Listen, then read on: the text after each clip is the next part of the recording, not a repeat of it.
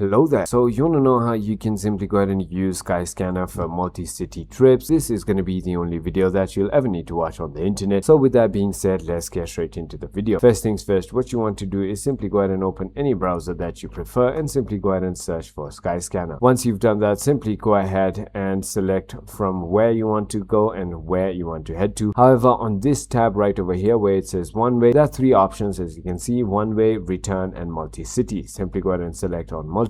Now, for example, if I want to head from Kathmandu to Dubai and from Dubai to Sydney, what I can do is simply go ahead and select it this way. And for example, I've headed to 20 I'm heading to 20 or Dubai on 20. So on 30 we can head to Sydney and simply go ahead and click on search. Now, as you can see, all the flights are going to be shown right over here. Your total cost is going to be shown right over here as well. So that is about it. I hope this video was helpful to you. If it was, hit that like button and I'll see you on the next one.